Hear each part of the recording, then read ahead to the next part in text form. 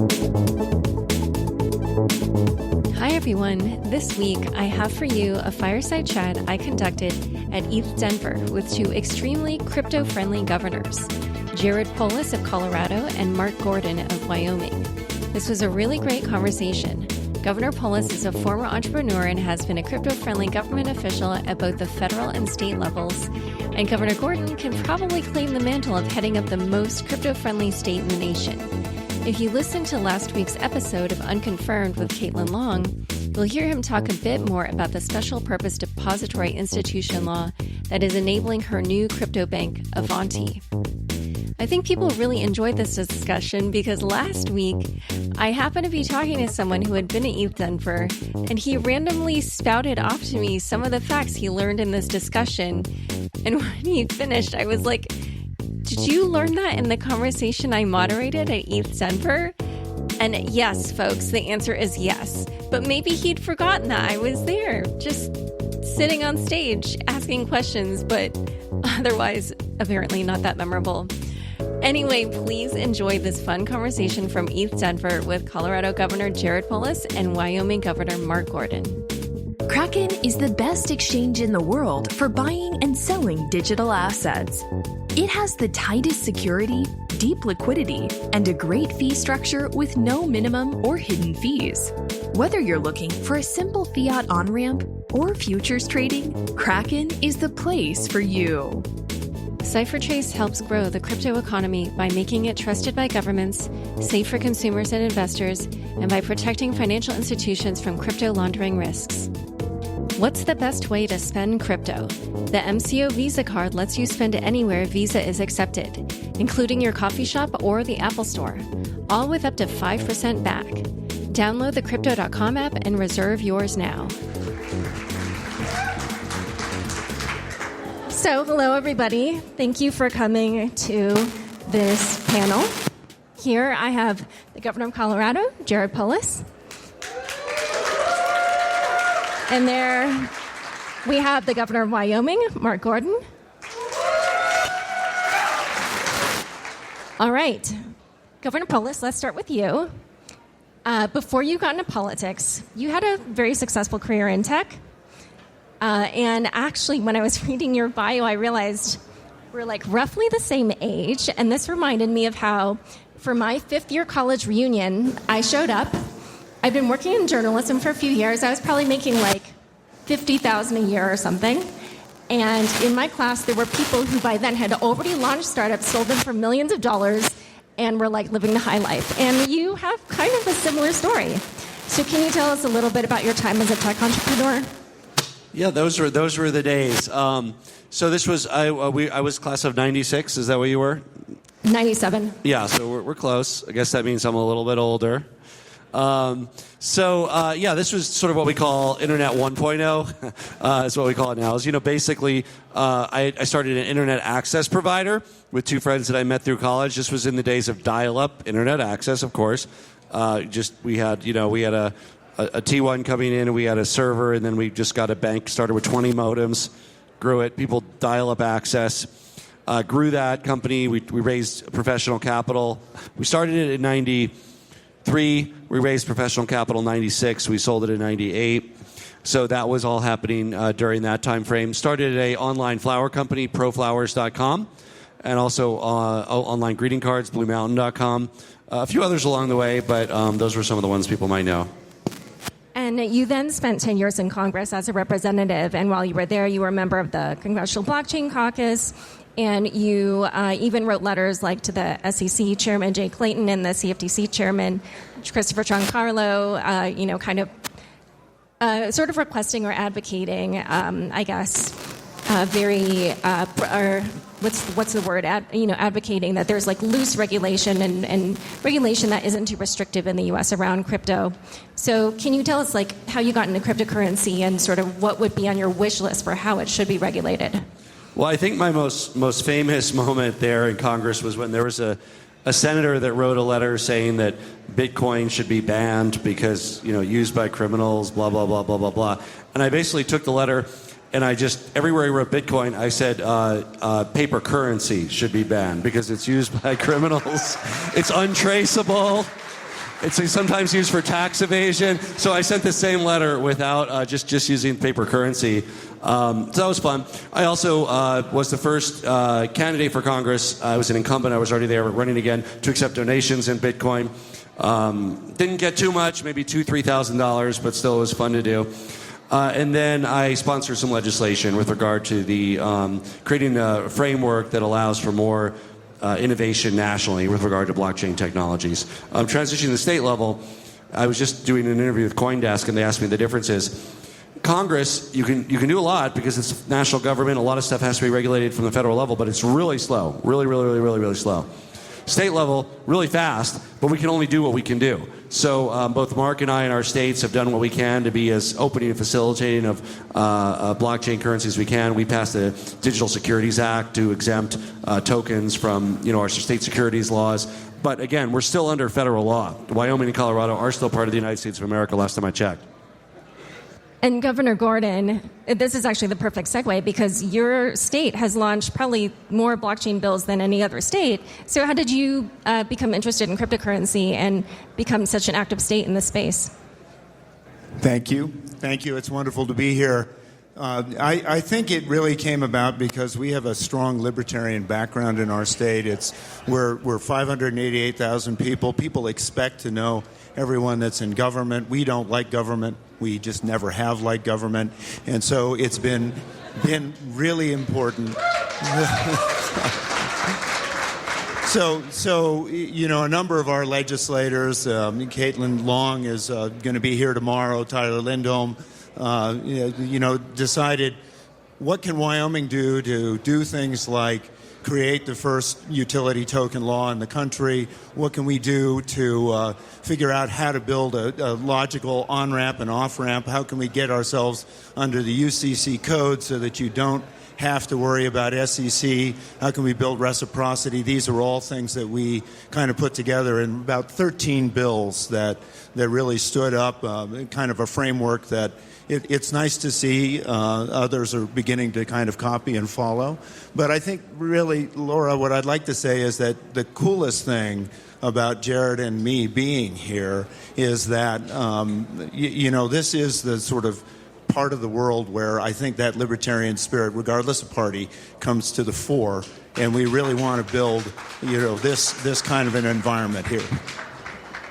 Well, so one thing that I want to ask you about is, both of you have power at the state level, but this is, I think something that's actually kind of a burden to a lot of entrepreneurs in this space, where especially around the money transmission licensing laws, all of these startups have to go state by state, and many of the most well-funded startups in this space actually still don't even have all their state licenses. So, what do you think should be done about that, and what do you think can be done about that? Well, I think Wyoming really worked on that and built. I think we are the only state that has 50. All 50 states can do money transmission. It's exempted from any taxation or any other regulation under Wyoming law. And so do you think basically every state should kind of adopt that stance, or? Yeah, I think it's probably a good idea.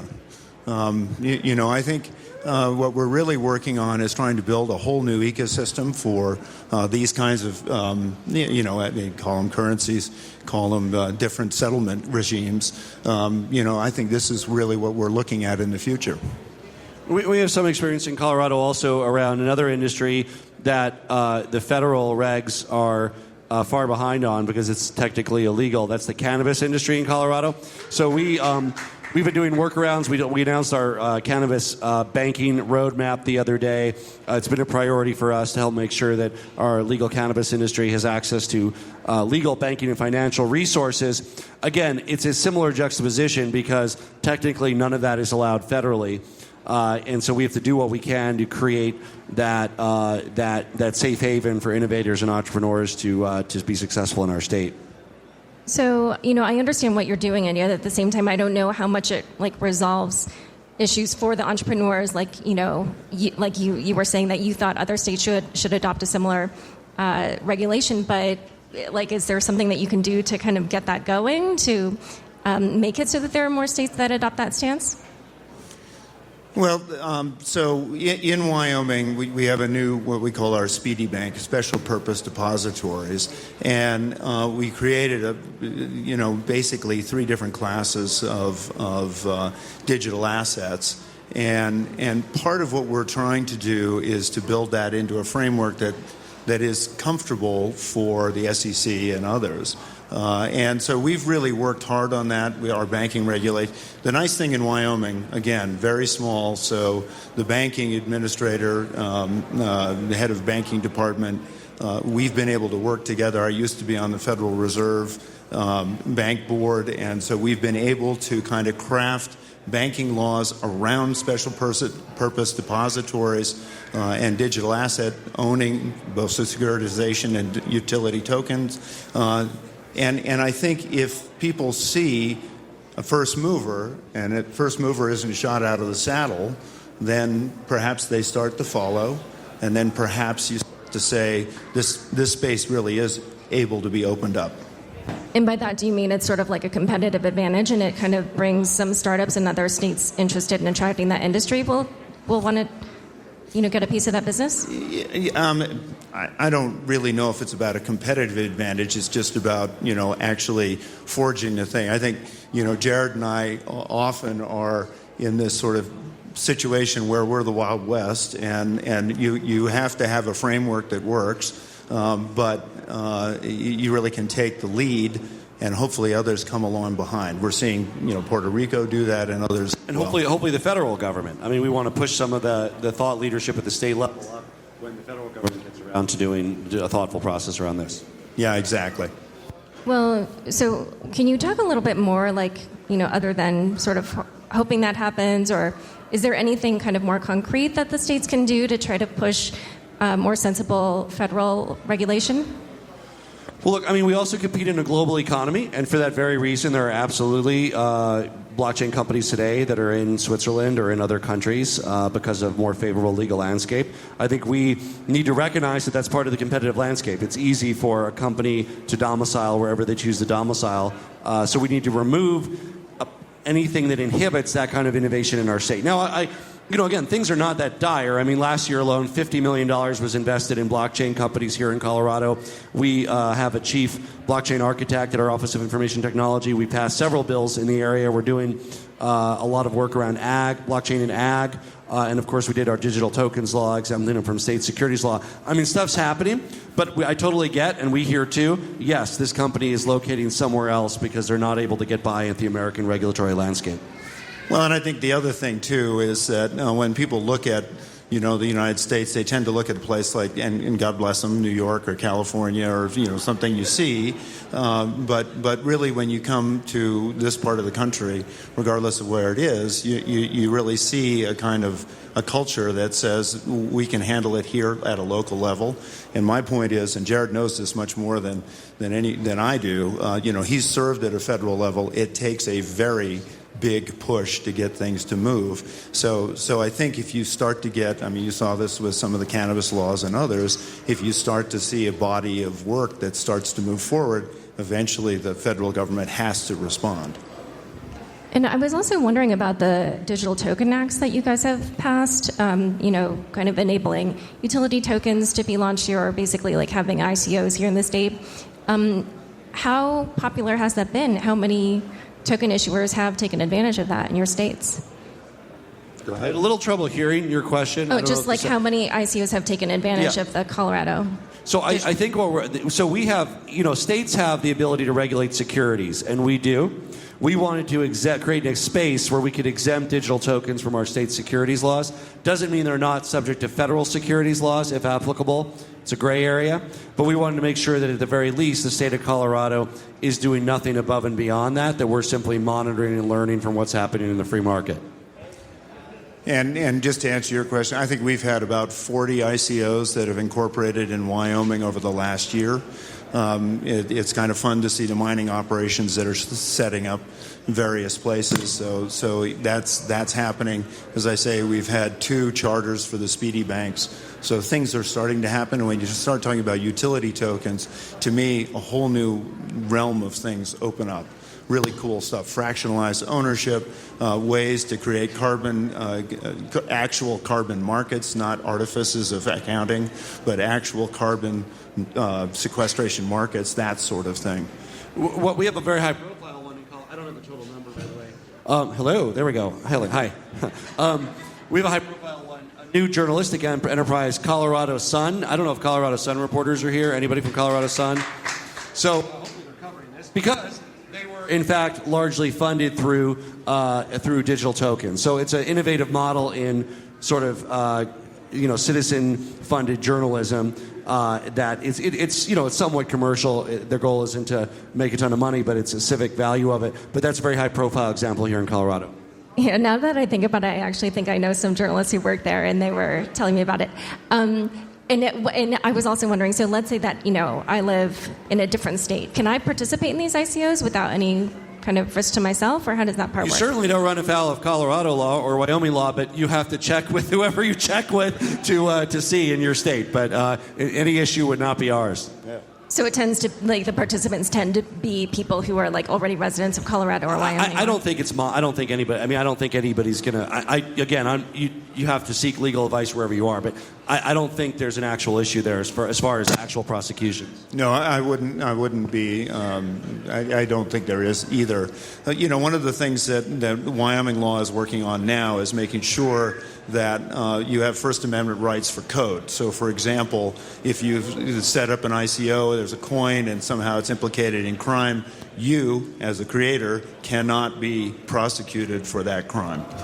So those are the kinds of things we're doing in Wyoming. It's kind of like the equivalent of what we used to call common carrier laws in telecom, right? If you plan a crime over the telephone speaking to somebody and AT&T's the carrier, they're not liable. They were simply the medium of communication. So similar concept. Why should you get an MCO Visa card from Crypto.com? First, it's a beautiful metal card. You can top up the card with crypto and spend anywhere Visa is accepted. You also get up to 5% back every time you spend on all spending, including your morning coffee, gas, or even a new phone. You know they'll pay for your Spotify and Netflix too. You'll love the unlimited airport lounge access and interbank exchange rates if you travel a lot. There are so many cool perks loaded in one card. Download the Crypto.com app and reserve yours now. Protecting exchanges and banks from fraud and money laundering risks while protecting crypto users' privacy. That's how to grow the crypto economy. And that's why CipherTrace has spent years of research developing the world's best cryptocurrency intelligence with coverage for the most tokens. So if your crypto asset business isn't using CipherTrace, you should start now, because hackers and fraudsters can run with the cryptocurrency loot, but with CipherTrace they can't hide. Learn more about how we're making virtual assets safe and trusted at CipherTrace.com. Today's episode is brought to you by Kraken. Kraken is the best exchange in the world for buying and selling digital assets. With all the recent exchange hacks and other troubles, you want to trade on an exchange you can trust. Kraken's focus on security is utterly amazing. Their liquidity is deep, and their fee structure is great, with no minimum or hidden fees. They even reward you for trading so you can make more trades for less. If you're a beginner, you will find an easy on-ramp from 5 fiat currencies. And if you're an advanced trader, you'll love their 5x margin and futures trading. To learn more, please go to Kraken.com. That's KRAKEN.com. So there's something I'm curious about. So everybody seems very excited about the fact that you can launch a token in one of these states and not have any state consequences. But I think in general in the crypto community, most people are excited about tokens that are utilized in decentralized networks, and they're sort of these global distributed decentralized networks. But I think some of these examples that you're talking about, if they're kind of a little bit more local or small, I don't think they're really the crypto networks that a lot of people here are working on building, or maybe I'm wrong. how many of you would be interested in participating in, something like the Colorado Sun ICO, or, something that's like kind of specific to Wyoming? I'm curious. Oh, really? So that seemed like maybe a quarter to a third or so? I guess, and I'm not trying to say that, what your efforts are not important or useful, but I just wonder what impact they will have, really, for this group. Do you see that there is some kind of connection between what... Well, look, if somebody can't locate in the United States, they can't locate in the United States. But if they can, what the governor and I are both saying is we would love them to be in Wyoming or Colorado. I happen to prefer Colorado. He prefers Wyoming. But, we're actually, contingent. We're near each other. Let's just call it the Cheyenne to Denver corridor. How about that? But no, we'd love to have you here. Yeah, and I mean, to me, it's a different frame of reference, right? I mean, this is a time when it doesn't matter where you are in the world, but you want to have a government that's accessible where you're sort of incorporated. So it's a global environment, but you want very localized, very small, very precise government. And I would say, look, there's an advantage to the stability that we all have, too. I mean, some entrepreneurs may say, look, from a legal perspective, the best place for me to be is Nigeria. But then you go there, and then, armed raiders take over your headquarters at night or something. So, there's something to be said for the stability that United States of America offers. So we have some value in that, too. That's exactly right. All right. Well, I also actually want to bring up a recent proposal that came out from SEC Commissioner Hester Peirce, where she proposed a 3-year safe harbor period for token sales. I don't know, did you hear about her proposal? It's a 3-year safe harbor period for token sales. Well, I would certainly be supportive of a safe harbor, absolutely. I mean, that's what we want to do under state law, but obviously from our own securities, there's an exemption, but we would love any kind of federal, I would welcome any kind of federal safe harbor. Same. And how would that... Your question was a little different, though. Oh, no, I wanted to know what you thought of her proposal. I have not looked at it in detail, so okay. Thank you. Okay. All I heard is that a potential for a federal safe harbor, so I would be supportive of that. Okay. And if that were to happen, I don't know, how that affects your existing laws. Well, it certainly does, because I don't think you'd find a welcome reception in every state. You'd find some states that might even have an opposite attitude of us. They might say, if there's a federal safe harbor, we better get our own division of banking and other divisions to really start enforcing things more rigidly or whatever. I mean, there's 50 states. They're laboratories of democracy. They have all different perspectives. So even under a federal safe harbor, you might find different states that interpret that differently. I think we would say, wow, let's go, let's do it. Other states might say, that means we need to do more regulation at the state level because the federal government is not for a period of time. And so I think that's a little bit of the difference where we find ourselves in the evolution of this. Wyoming, we believe that we have created kind of a safe place. We feel that we've been working with a federal regulatory environment, and maybe it's just because they want to see how far it goes or what it does. But at this point, we believe we're about the only state that really has those kinds of relationships across the country. And amongst the other laws that Wyoming has passed regarding the blockchain industry, which of those are other ones that you think would, it would be beneficial for those to also be instituted at the federal level? Well, I think the one that I'm particularly fascinated by is this special purpose depository. So, we've defined what the legal certainty about what a digital asset is. We've classified them.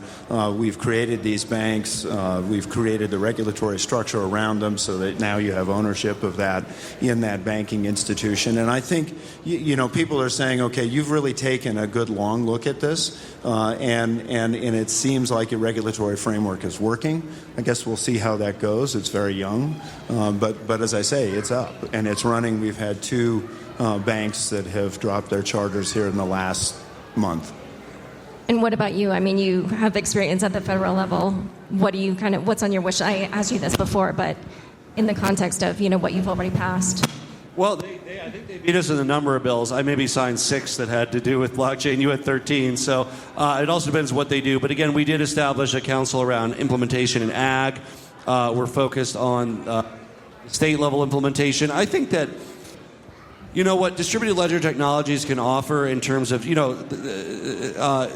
states are very information-intensive endeavors, and there's just a lot of information in society.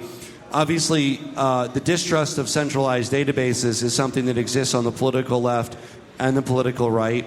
On the left, it might take the form of being more skeptical of corporate centralized databases.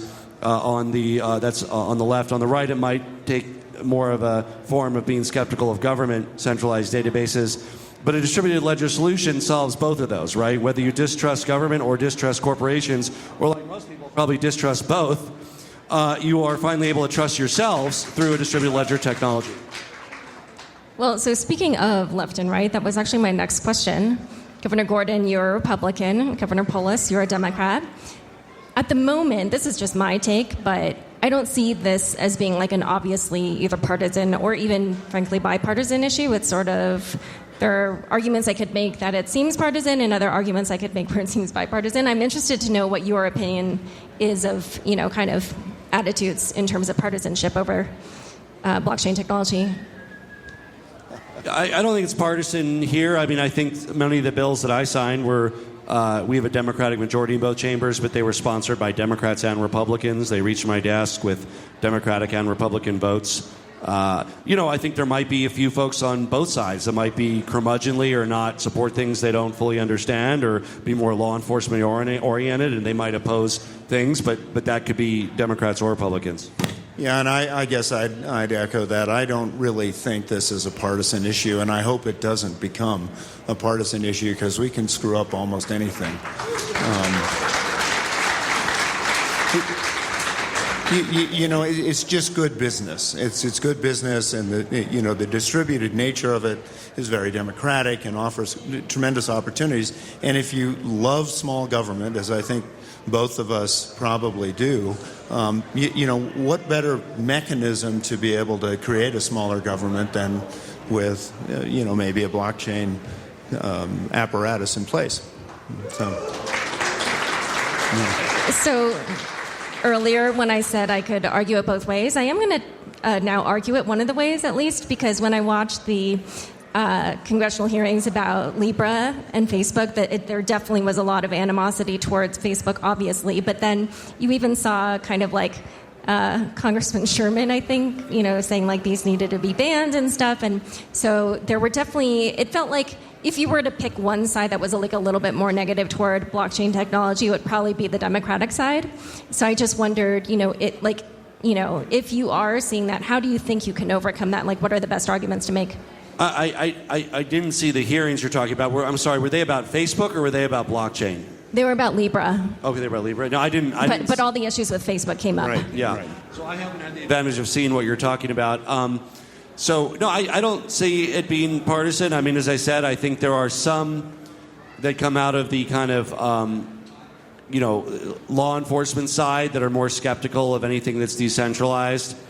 There's some on the personal liberty side, Democrats and Republicans, that are more embracing of anything that can empower people rather than governments or corporations. So, I don't think there's much of a correlation to party. I think there's just sort of, there are parts of the coalition that form the Democratic Party and parts of the coalition that form the Republican Party that are skeptical of these kinds of technologies, and there's other parts of those coalitions for both parties that embrace both technology. Yeah, and I would tend to agree. But the other thing is, I think this is there's a real kind of movement here, right? And as a movement, it's just sort of overwhelms, hopefully, the partisanship and the negativity because, everybody knows we have challenges in things like insurance. Well, now you can create an insurance company on the blockchain and you don't have to have a whole crazy network of administrators and everything else to make that work. You can medical records. We have HIPAA requirements. Well, now you can have on the blockchain all your medical records, and ain't nobody anywhere going to see what those are unless you show it to them. So I just think these good business things are going to overwhelm all of that stuff. This is where it's starting. So another perfect segue, because I was also going to ask you, you guys both work in government. And as we all know, there are a lot of applications where you can use blockchain technology for governance. What would you like to see come out of the developments in this technology? Here we have a whole room of developers, and there's even a hackathon this weekend, so maybe one of them will take you up on your ideas. Well, I'll tell you a couple of projects that we're particularly interested in working on. Spoke here with some of your attendees a little bit earlier. Governor Polis is Director of Revenue, is a dear old friend of mine, and we've been talking about a couple of things. How can you build a budget for the state and make it truly democratic? Make it real time so that people, anyone, can get on and see what that budget's going to do to them and understand where the money's going to go and how it's going to be dealt with and what services are valuable and what services aren't. Really just real-time government that is as close and accessible to the people. It's something we can do. 588,000 people may not work in other places, but we'd really like to try to get that started. There's so many applications, right? So hopefully they're here somewhere today, but Denver was recently, I think, the first jurisdiction in America to use blockchain technology for their overseas residents to participate in a recent election when they can vote online. Was that any of you guys that did that? Or no? Okay, well, they're not here. They're probably busy getting ready for the next election. But yeah, there were, I think, a few thousand people that cast their ballots. It was a pilot. But it was all of the Denver residents in the municipal election that lived overseas didn't have to worry about sending a physical ballot through the mail, from Mongolia to Denver and have it arrive in time. They were able to just vote online. But there's a lot of great examples in the public sector. As I said, the public sector is very information intense, whether it's healthcare, whether it's demographics, whether it's property titles, you name it. All of those applications really stand to be disrupted by blockchain technologies. And the other one I wanted to ask about was, obviously, money is created with this kind of technology, and money, at least recently in human history, has been associated with the government. So I was wondering, what wishes would you have for developers, maybe even here, when it comes to the development of money, programmable money? So I think it's... I don't know if it's money per se. It's more just a ledger for a transaction, which money is a proxy for. And so you're sort of disintermediating money from the transaction ledger. And you can still call it something like Ethereum or Bitcoin, but it's basically the ledger of transactions. Keep in mind that, in human history, even these non-redeemable currencies are relatively new. It used to be they were tied to gold or silver or commodity, even in the United States of America, until I think 1964 or something around then. Our currency was pegged to gold and silver. But again, I think when you deconstruct why we have money and why that's more efficient than barter, the next step is really to say, why don't we out for direct kind of crediting and debiting on a shared ledger through a distributed technology like blockchain? Yeah, and I guess I'd reference that a little bit by just saying, as I said earlier, it's a different form of settlement. So, if you're going to buy electricity on the utility, but you're also generating it in a distributed fashion, why go through a money exchange? It's really inefficient. Why don't you just set up a tokenization? You can make that work.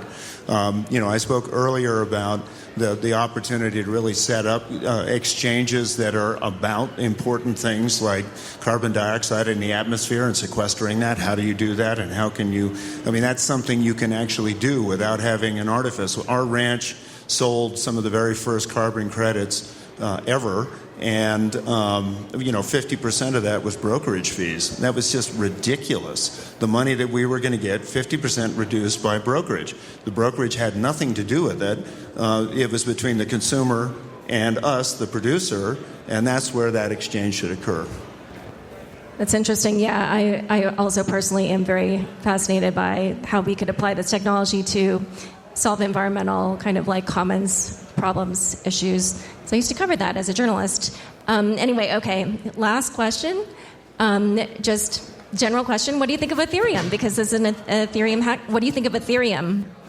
What do I think about it? Yeah, because this is an Ethereum hackathon. Well, I always say I'm completely agnostic about all the wonderful new and wonderful technologies. Obviously, Ethereum is an important one.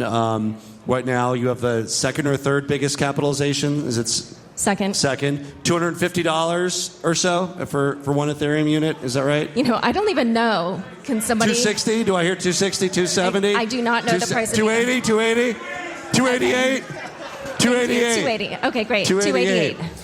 Look, the way that value is conveyed, you have a stake in because you're Ethereum developers. From our perspective, it doesn't matter that much what the ultimate way that value is conveyed is. There can be many.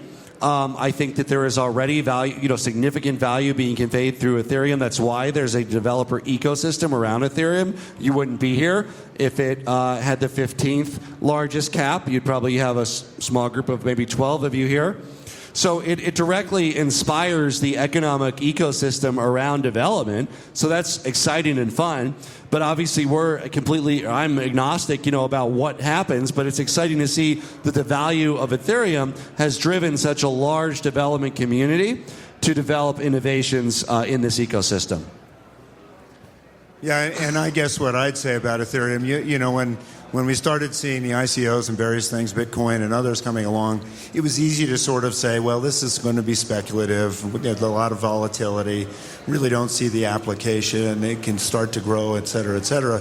When Ethereum entered, suddenly you're saying, oh, wait a minute.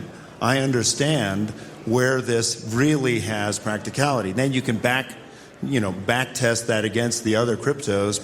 But what's really cool about Ethereum is it really did open the way. You were talking about tidal chains and things like that.